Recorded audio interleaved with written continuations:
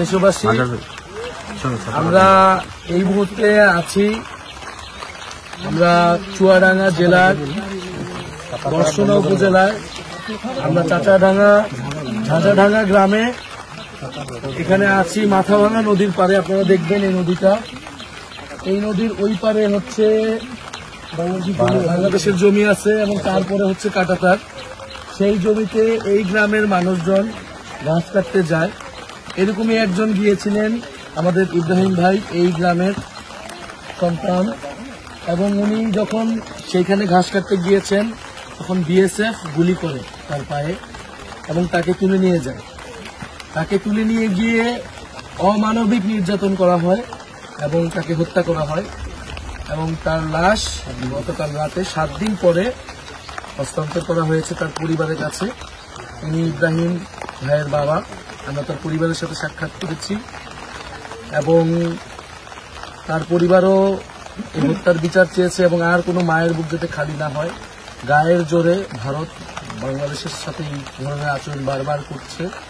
আমরা এই গ্রামের মানুষের সাথেও কথা বলেছি যে 5ই আগস্টের পরে সীমান্তে হত্যাকাণ্ড বেড়ে গিয়েছে, সীমান্তে বাংলাদেশের সাধারণ মানুষের প্রতি, গরিব মানুষের প্রতি নির্যাতন বেড়ে গিয়েছে এবং আমরা জানি এই আচরণটা ভারতের আজকের না, গত 50 বছর ধরে আমরা সীমান্ত হত্যার কথা শুনতেছি।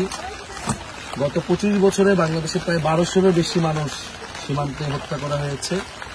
তাদেরকে নানা ট্যাগ দিয়ে হত্যা করা হয়, গরু চোরাচালানকারী, মানুষ পাচারকারী, এরকম নানা হত্যা। কিন্তু আপনারা ইব্রাহিম ভাইয়ের ঘটনা জানেন, এরকম শত শত মানুষের ঘটনা, ফেলানির ঘটনা আমরা জানি, মর্মান্তিক ঘটনা। ঘাস কাটতে গিয়েছিল এবং বর্ডার, এটা বাংলাদেশের জমিতেই সে গিয়েছিল, ভারতের সীমানাও সে বাংলাদেশের সীমানা সে ক্রস করে না। তারপরে এই ধরনের হত্যাকাণ্ডগুলো হচ্ছে এবং এটা বাংলাদেশের স্বাধীনতা, সার্বভৌমত্ব, আঞ্চলিক অখণ্ডতা এবং মানবিক মর্যাদার প্রতি হস্তক্ষেপ, অমর্যাদা করা হয়েছে, বাংলাদেশকে করা হচ্ছে। বাংলাদেশের মানুষকে ভারত সরকার বিএসএফ মানুষ হিসেবে দেখেন। এই যে ভারতের যে বর্ডার বাহিনী, সীমান্তরক্ষী বাহিনী, এরা একটা খুনি বাহিনীতে পরিণত হয়েছে। এটা কোনো সীমান্ত রক্ষা বাহিনী হইতে পারে না। এটা মানুষ খুন করাই যেন তাদের নিত্য নৈমিত্তিক কাজ। বাংলাদেশের মানুষকে নানাভাবে নির্যাতন, নিপীড়ন সীমান্তে করা হয়। আমরা জুলাই পদযাত্রায় আজকে এটা প্রত্যক্ষ করলাম এবং আমরা এই গ্রামের মানুষদেরকেও বলেছি, সারা দেশের মানুষকেও বলছি, সীমান্ত হত্যা নিয়ে আমাদেরকে সরব হতে হবে, আমাদেরকে কথা বলতে হবে। কোনোভাবেই সীমান্তে কোনো একটা গুলি চালাতে পারবে না বিএসএফ। কোনো ধরনের উস্কানি ছাড়াই তারা গুলি চালায়, সাউন্ড গ্রেনেড মারে ও মানুষকে হত্যা করে ধরে তুলে নিয়ে যায়। আমরা এটা নিন্দা জানাই। বাংলাদেশের সাথে সম্পর্ক রাখতে হলে অবশ্যই মর্যাদার সহিত বাংলাদেশের নাগরিক অধিকার রক্ষা করতে হবে এবং বিএসএফ একটা মানবাধিকার বিরোধী সংগঠন। বাংলাদেশের মানুষের অধিকার সীমান্তে লঙ্ঘন করা হয়েছে।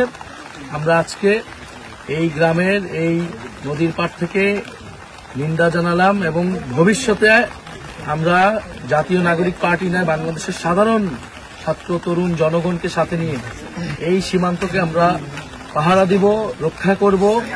আমরা প্রতিরোধ গড়ে তুলব যদি সীমান্তে এই ধরনের হত্যাকাণ্ড, এই ধরনের নিপীড়ন চলমান থাকে। আমরা তোমায় ভুলিনি, আমার ভাই ইব্রাহিম, আমরা তোমায় ভুলব না। ইব্রাহিমের রক্ত পিতা যেতে দেব না, পিতা যেতে দেব না। ইব্রাহিমের রক্ত পিতা যেতে দেব না। আমরা চাই সীমান্তে আর একটা মানুষের যাতে মারানো হয়। কেন বিএসএফ গুলি করবে বাংলাদেশের মানুষের উপরে? এটা যে কোনো ভাবে বন্ধ করতে হবে। আমাদের জীবন দেওয়া হলে এটা বন্ধ করতে হবে।